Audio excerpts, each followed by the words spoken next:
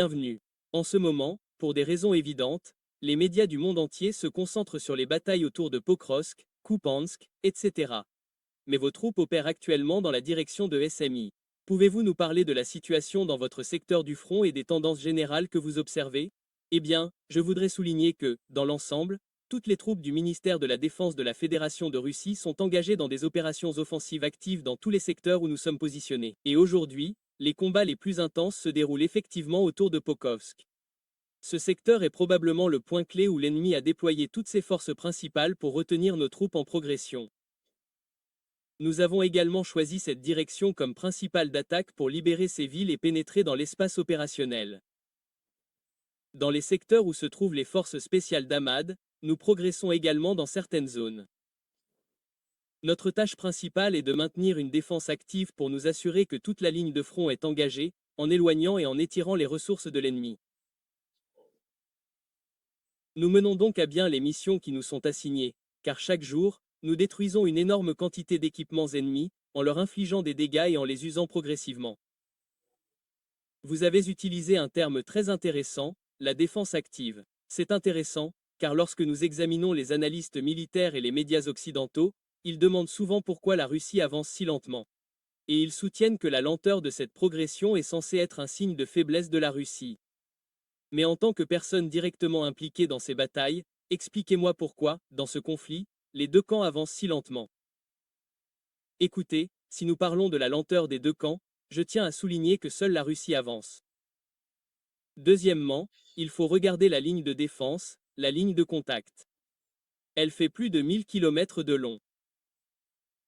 Sur toute cette ligne de 1000 km, nous menons des opérations offensives actives dans différents secteurs, détruisant au passage les ressources de l'ennemi. Si l'on tient compte du fait que les formes et les méthodes de guerre ont changé aujourd'hui, les principaux dégâts que l'ennemi nous inflige et que nous lui infligeons sont causés par des drones. Est-il judicieux pour nous de faire des mouvements brusques et de perdre beaucoup de monde? Bien sûr que non. Nous avançons régulièrement, érodant et détruisant progressivement les forces et les biens de l'ennemi. Et aujourd'hui, nous pouvons dire que nous les avons amenés à un stade où ils sont sur le point de s'effondrer. Mais si nous avions fait une percée brutale et avancée, nous aurions perdu un nombre considérable de personnes. Devons-nous considérer cela comme une victoire? Non, car la situation montre que nous devons préserver nos effectifs autant que possible, continuer à avancer sans laisser de répit à l'ennemi, mais en même temps, nous devons être prêts à ce que les forces de l'OTAN rejoignent le conflit à tout moment. Si nous avions fait cette course, dépensé beaucoup de ressources et d'effectifs, et que l'OTAN avait décidé de s'opposer à nous, nous serions dans une position où nos ressources seraient épuisées pendant que l'OTAN interviendrait pour aider l'Ukraine. Nous serions automatiquement du côté des perdants. Aujourd'hui, les troupes russes sont les plus aptes au combat au monde et ont la plus grande expérience du combat. Et nous ne combattons pas le peuple ukrainien. Nous reconnaissons qu'il s'agit d'une guerre par procuration à travers l'Ukraine, où l'OTAN nous combat. Il n'est donc pas logique que nous fassions des percées et des mouvements brusques et que nous subissions de lourdes pertes. Il est bien plus avantageux de réduire à néant les ressources de l'ennemi, de les faire trembler et de les faire commencer à s'effondrer, ce qui est exactement ce qui se passe. Je voudrais maintenant insister sur ce dernier point. Vous avez dit que vous voyiez des signes indiquant que l'ennemi commençait à s'effondrer. Bien sûr. Quels sont exactement ces signes? Comment se manifestent-ils? Écoutez, nous n'avons pas besoin d'aller bien loin pour trouver un exemple. Prenons Poke. Nous nous souvenons qu'il y a un mois, tout le monde disait, y compris Zelensky, que tout allait bien pour eux. Quand on leur a proposé la paix, ils ont dit non. Ils étaient prêts à vaincre la Russie et tout allait bien. Littéralement, 1 ou 2 mois après qu'ils ont fait cette déclaration et rejeté les négociations, même celles proposées par Trump, nous en voyons les résultats. Kupiansk, Pokrovsk et toute l'agglomération s'effondrent progressivement. Nos téléspectateurs russo-américains et du monde entier ne voient-ils pas que la Russie libère au moins 1 ou 2 colonies chaque jour? Dans cette direction, nous en libérons 1 ou 2 chaque jour. Pareil dans d'autres secteurs. Notre ligne de contact n'est pas statique. Nous avançons partout, libérons ici et là. Nous forçons les ressources de l'ennemi à s'étirer constamment. Il s'étire, essaie de tenir ici, de tenir là. Bien sûr, l'OTAN a fourni une aide massive en armes, en équipement, tout ce qui est possible. Dans le même temps, nous constatons que même avec toutes ces ressources, l'Ukraine ne peut plus tenir le front. Eh bien, c'est la réponse à votre question. Mais vous avez mentionné le soutien occidental. Depuis le début de cette année, avez-vous constaté des changements dans la quantité et la qualité du soutien occidental que reçoivent les Ukrainiens? Écoutez, c'est la chose la plus simple. Un nombre énorme de drones aujourd'hui. L'Amérique et l'OTAN dans son ensemble testent tous leurs drones modernes, leurs armes, leurs équipements et leurs systèmes de guerre électronique sur l'Ukraine. Nous constatons que l'OTAN teste tous les armements qu'elle produit actuellement par le biais de l'Ukraine. Et nous le ressentons sur le front. D'énormes quantités de drones, d'énormes quantités d'équipements que nous détruisons quotidiennement. L'Ukraine ne produit pas tout cela elle-même. Donc ces équipements continuent d'arriver en permanence. Aujourd'hui, Trump a fait une déclaration en disant « Je ne financerai pas l'Ukraine ». Mais en même temps, il vend des armes produites par l'Amérique contre de l'argent provenant des pays européens de l'OTAN. Et ces armes finissent toujours sur le front. Bien sûr, nous le ressentons. Bien sûr, nous ressentons les frappes aériennes sans pilote qui frappent profondément la Russie. Et tout récemment, nous les avons vus tenter de frapper Voronezh avec des attaques. S'il n'y avait pas eu d'aide directe et de formation de la part des États-Unis et de l'OTAN, comment auraient-ils pu frapper? Comment auraient-ils pu utiliser ces drones au plus profond de notre territoire? Ils ne le pourraient pas. En d'autres termes, l'administration américaine a changé, mais l'intensité du soutien à l'Ukraine n'a pas diminué. Eh bien, écoutez, j'ai ce sentiment, et je l'ai déjà dit, et je vais le répéter maintenant. Trump dit une chose, puis une autre. Et on dirait qu'il n'est même plus maître de lui-même parce qu'il veut dire, c'est tout. Je vais arrêter cette guerre en un jour. Puis il dit, je donne 60 jours.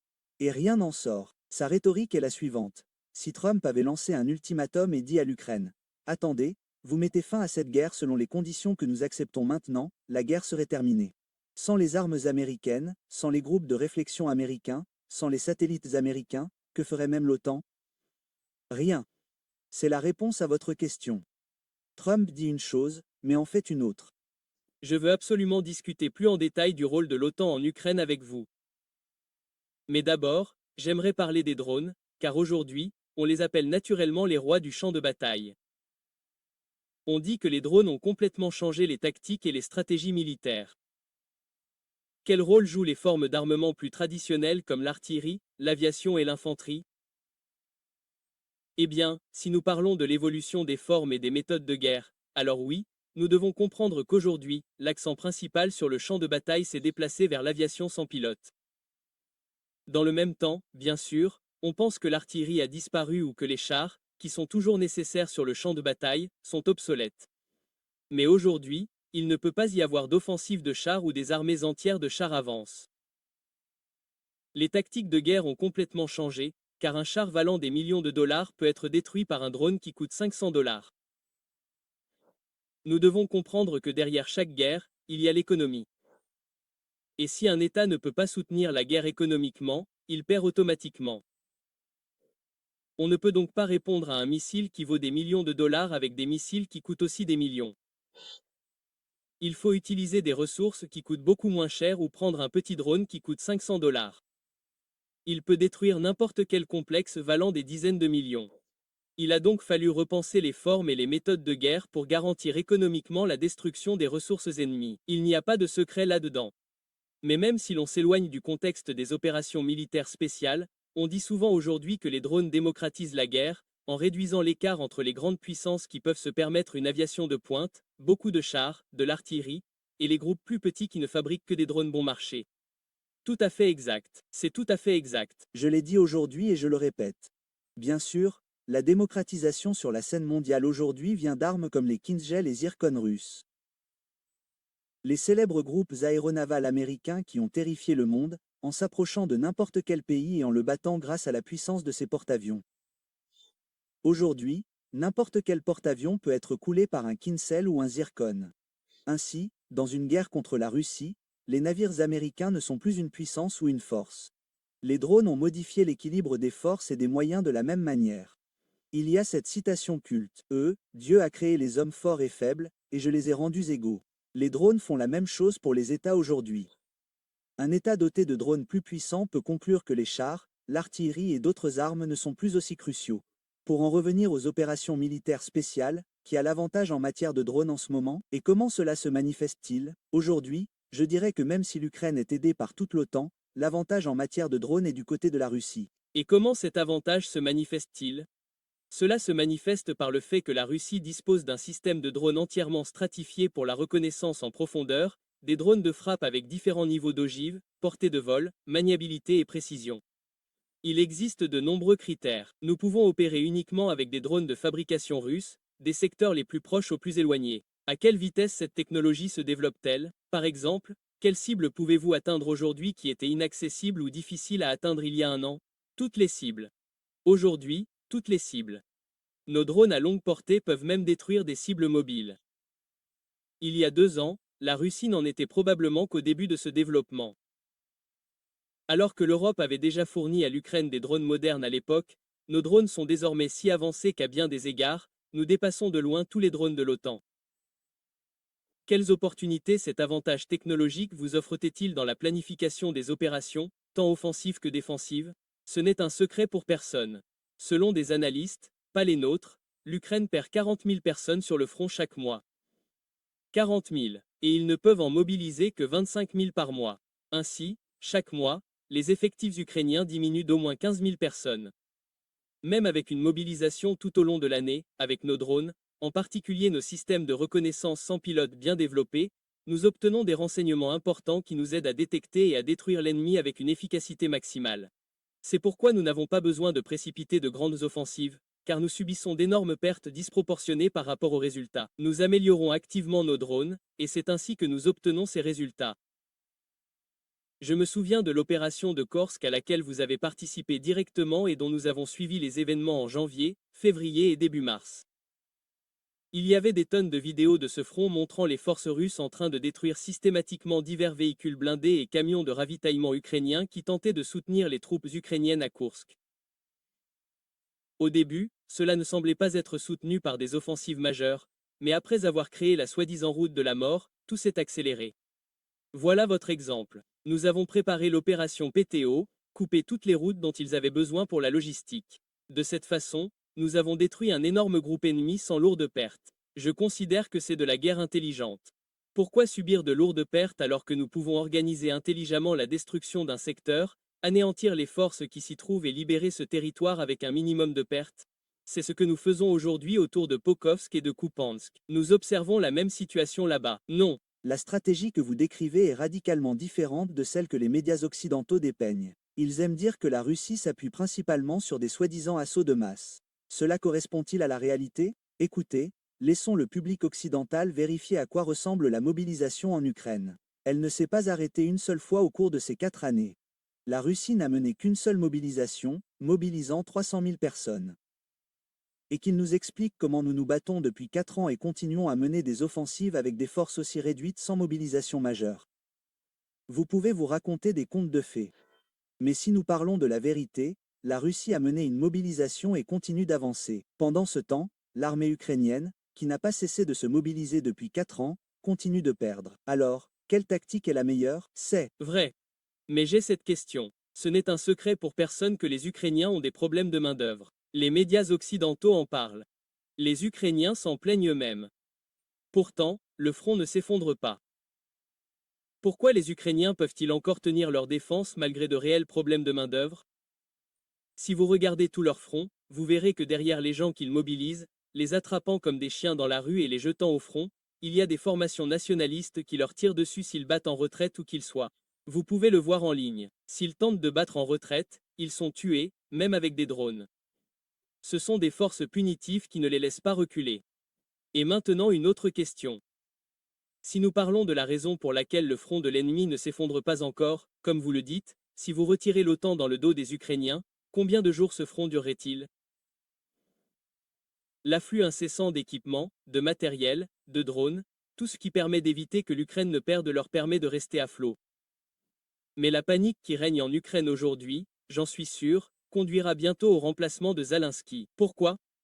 Réalisant que la Russie ne peut pas être arrêtée, ils essaient de nous imposer des négociations pour arrêter la guerre, puis remplacer Zelensky et son équipe, et recycler les troupes ukrainiennes. Cela montre déjà que c'est une tragédie. Pensez-vous que l'Amérique ou l'Europe ne savaient pas que Zelensky était un voleur, que son équipe vole des centaines de millions? Ils le savaient parfaitement. Mais ce n'est que maintenant qu'ils sortent la carte de la corruption. S'est précipité en Amérique pour témoigner contre l'équipe de Zelensky.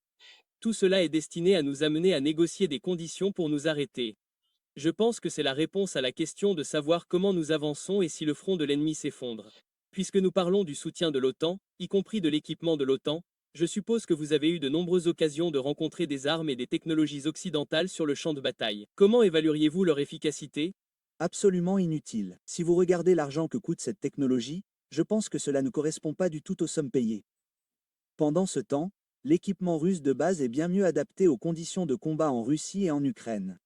Bien plus efficace que n'importe quelle technologie occidentale. Aucune question à ce sujet. Et bien sûr, si l'on parle d'artillerie à longue portée, les IMAR, par exemple. Pas d'artillerie, j'ai dit, par exemple, le M777, un canon de 155 mm, une bonne pièce, mais une ressource très limitée pour un tir précis. Et les IMAR, d'accord, ils sont très chers. Très bien, vous avez donné aux Ukrainiens des IMAR Storm Shadow. Que ne leur avez-vous pas donné, et qu'est-ce qui a changé? Rien de vraiment sur le front. Ce que vous leur donnez coûte une fortune. Oui, c'est pour blanchir beaucoup d'argent. Oui, les gens qui produisent ces armes, le complexe militaro-industriel américain, deviennent très riches. Mais qu'est-ce qui a changé sur le front aujourd'hui? Rien. Au début, ils nous ont fait peur avec des armes mortelles. Ils nous ont donné des javelins. Qu'est-ce que cela a changé? Absolument rien. Les javelins se sont avérés inadaptés à nos conditions. Puis une artillerie TECAMS M777, Storm Shadow. Que ne leur avez-vous pas donné, et qu'est-ce que cela a changé? Pendant un bref instant, nous avons eu quelques problèmes quelque part, mais en un mois, c'est devenu un inconvénient pour les troupes qui nous combattent. Et comment les tactiques de l'OTAN se manifestent-elles? Parce que les Ukrainiens ne se battent pas seulement avec des armes de l'OTAN, ils sont entraînés par des instructeurs de l'OTAN. Et fondamentalement, il y a une tentative d'adopter la doctrine militaire de l'OTAN. Quelle a été l'efficacité de cette approche? L'Ukraine se bat pleinement avec l'approche de l'OTAN, l'entraînement, les satellites, les groupes de réflexion et en utilisant tout ce dont dispose l'OTAN, l'Ukraine est en train de perdre aujourd'hui. Ai-je besoin de répondre à cette question? Eh bien, peut-être juste une question de clarification. Quelles étaient les lacunes? Pourquoi ce qui a fonctionné en Irak et en Afghanistan ne fonctionne pas ici? Où ces lacunes se sont-elles manifestées exactement? D'accord, je vais répondre. Pourquoi les Américains et l'OTAN, lorsqu'ils ont planifié la guerre contre nous, n'ont-ils pas calculé que la Russie était une puissance nucléaire? La Russie est un État doté d'une expérience de combat colossale. La Russie est prête à se battre pour sa souveraineté jusqu'au bout. Et la Russie a un président qui s'appelle Vladimir Poutine. Et Dieu aime la Russie. C'est ce que les Américains et l'OTAN n'ont pas prévu lorsqu'ils ont commencé cette guerre. Nous ne sommes pas ces types en sandales avec des kalachnikovs du siècle dernier. Nous sommes un État doté d'une puissance militaire très développée. Aujourd'hui, nous avons des missiles qu'aucun autre pays ne possède. C'est pourquoi la technologie de l'OTAN, y compris les porte-avions américains, n'est que des boîtes de conserve. Aujourd'hui, un missile Zircon peut couler n'importe quelle boîte de conserve appelée porte-avions américain. Quand on ne tient pas compte de tout cela, il faut comprendre sa puissance, ce qui est terrifiant pour les États que l'on a conquis et brisés jusqu'à présent. Qu'en est-il de l'Irak, de la Libye, de la Syrie? Nous sommes incomparables en termes d'esprit, de force ou de puissance. C'est ce qu'ils auraient dû envisager, mais ils ne l'ont pas fait. Outre cette tentative d'imiter l'OTAN en matière de doctrine et de tactique, nous avons également vu au cours des 4 dernières années de nombreux vétérans de l'armée de l'OTAN venir se battre pour l'Ukraine en tant que mercenaires. Comment ces mercenaires se comportent-ils sur le champ de bataille? Quelle est l'efficacité de leur expérience et de leur approche dans ces conditions? Ils sont venus combattre la Russie en pensant que ce serait un safari comme en Afrique, en Afghanistan, en Libye, en Syrie. Nous les avons tués en masse. Nous les avons tués en masse. Et ce n'est un secret pour personne. Nous détruisons l'ennemi sans demander à qui il appartient. Peu importe qu'il soit américain ou autre. Aujourd'hui, nous avons montré que ces mercenaires venus nous combattre ont subi de telles pertes que la plupart ont fui l'Ukraine. Je ne vois pas ces professionnels qui pensaient pouvoir venir tuer des Russes et repartir contents. Sont-ils plus ou moins efficaces que les soldats ukrainiens? Écoutez, je vais dire une chose. Si l'on compare par l'esprit, je peux jurer qu'après l'armée russe, les soldats les plus forts sont les Ukrainiens, et je les classerai plus haut par l'esprit que le reste des soldats de l'OTAN. C'est vrai. Les Ukrainiens sont prêts à tenir tête à la mort, et ils le font. Je ne dirai pas ça de l'OTAN. Quand la bière n'est pas livrée le vendredi, les soldats de l'OTAN dépriment. Les Ukrainiens n'ont pas ça. Ils sont comme nous, les Russes. J'ai lu votre interview d'octobre 2023 où vous parliez de mercenaires israéliens quittant l'Ukraine. J'avoue que je n'étais pas au courant de leur présence. Pouvez-vous nous dire qui étaient ces mercenaires israéliens et ce qu'ils faisaient là-bas?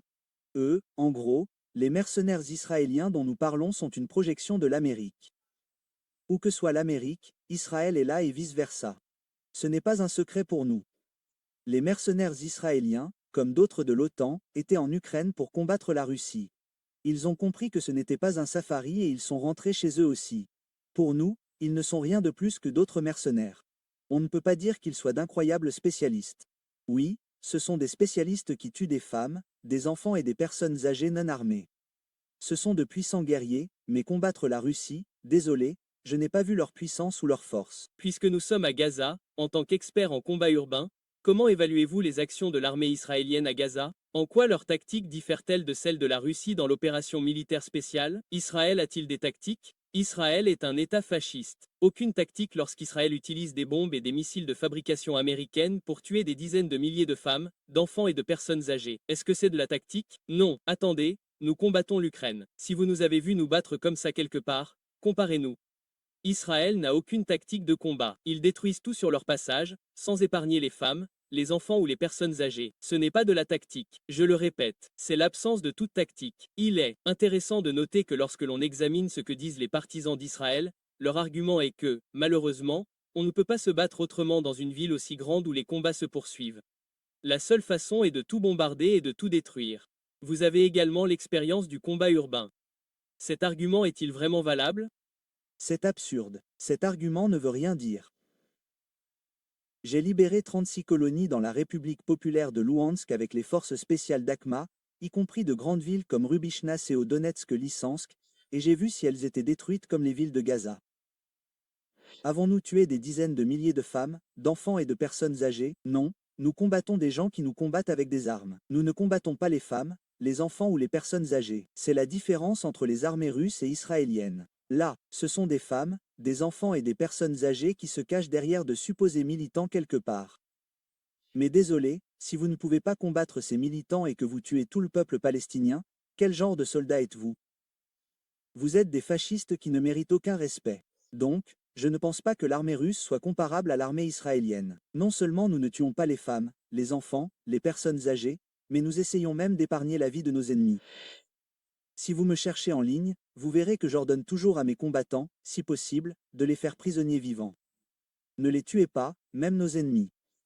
Mais les Israéliens ont tué des dizaines de milliers de femmes, d'enfants, de personnes âgées, et disent qu'ils ne peuvent pas faire autrement.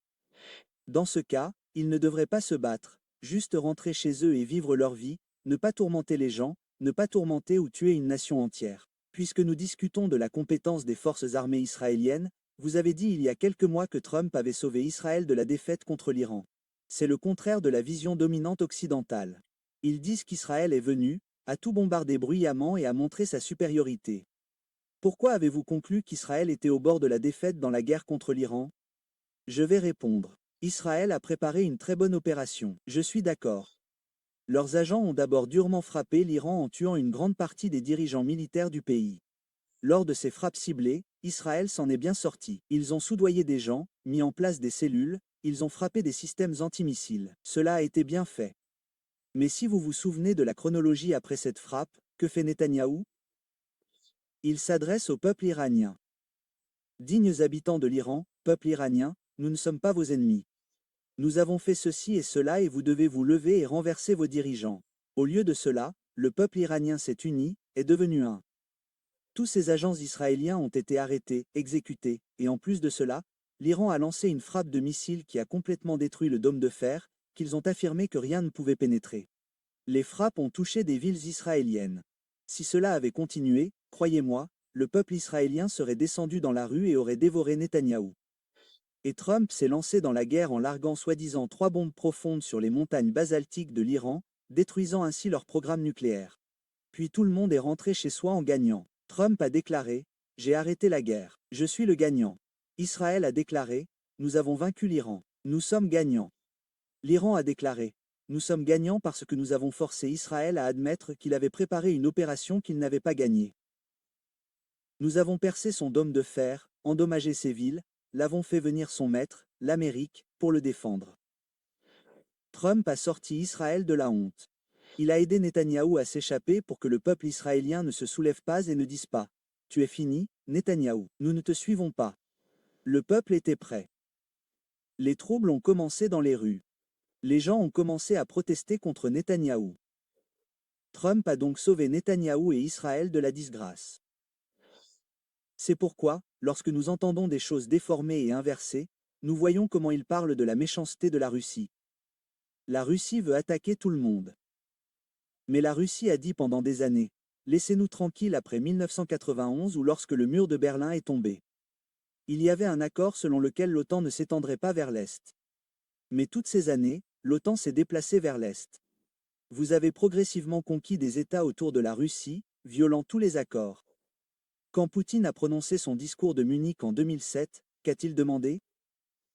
Ne violez pas les accords que nous avons conclus, ne franchissez pas les lignes rouges. Personne n'a écouté. 8 ans de pourparlers de Minsk. Après leur échec parce que la Russie a été contrainte de lancer l'opération spéciale, Merkel et Hollande ont quitté leurs fonctions et ont déclaré à l'antenne qu'ils avaient trompé la Russie pendant 8 ans pour donner à l'Ukraine le temps de se préparer à la guerre avec la Russie. Attendez, où est la justice? Où est la vérité? L'Amérique et l'Europe ont tellement de masques que nous ne pouvons rien voir d'humain derrière eux. Dans ces États, la politique est dirigée par l'État profond qui contrôle tout, nous ne pouvons voir ni la justice ni la vérité. Nous devons donc écouter. Vous regardez et vous pensez, oh, comme nous sommes effrayants. Mais en réalité, nous disons une chose. Laissez-nous tranquilles. Nous ne voulons pas la guerre. Mais si vous ne le voulez pas, nous nous battrons jusqu'au bout. Et je vais répéter les mots de Poutine. Pourquoi avons-nous besoin d'un monde sans Russie? S'il n'y a pas de Russie, croyez-moi, il n'y aura ni Amérique ni Europe. C'est garanti. Ils ont besoin d'entendre ça. Mais nous ne voulons pas la guerre. Nous voulons des vies paisibles. Nous sommes les maîtres de 16 régions de la Terre. Nous avons suffisamment de terre, toutes les ressources sur notre territoire. Nous ne nous battons pas pour un morceau d'Ukraine. Nous nous battons pour notre souveraineté. Et quand il s'agit de notre souveraineté et que les missiles de l'OTAN sont à notre barrière, à 500 km de Moscou, pardon, ils iront jusqu'au bout. Alors ceux qui racontent des contes de fées sur Israël, les États-Unis, l'Iran, la Chine, arrêtez ou ça ira trop loin. Pourquoi l'Amérique défend-elle Israël avec autant d'acharnement? Je vais répondre. En ce moment, l'Amérique et l'Europe se soucient d'Israël parce qu'Epstein, qui a acheté une île en tant qu'agent du MSAD, a créé des conditions où tous les présidents, milliardaires, des hommes d'État de ces pays se sont livrés à la pédophilie. Ils ont amené des garçons et des filles de 5 ans, les ont violés et tués. Tout cela a été enregistré en vidéo dans les dossiers d'Epstein. Tous ces gens sont hameçonnés par le Mossad, par Israël. C'était la plus grande opération menée par le Mossad et Israël en Amérique et en Europe. Aujourd'hui, vous faites tout ce qu'ils disent. Vous leur donnez tout parce que votre leadership est totalement compromis. Le jour où ils disent non, ils savent que ces dossiers seront publiés et balayés. C'est de la politique. L'État profond dirige tout comme il l'entend. Et l'État profond est principalement composé de personnes originaires de cet État. Ne faites pas de nous des monstres, des prédateurs, alors que vos États sont dirigés par de vrais satanistes qui se sont détournés de Dieu, de vrais pédophiles qui ont perdu toute décence morale. C'est tout le problème. Sur cette note puissante, j'aimerais vous remercier, Apti Aronovitch, non seulement pour la description détaillée de l'opération militaire spéciale, mais aussi pour votre analyse de la guerre au XXIe siècle et pour votre discussion sur Israël, Gaza,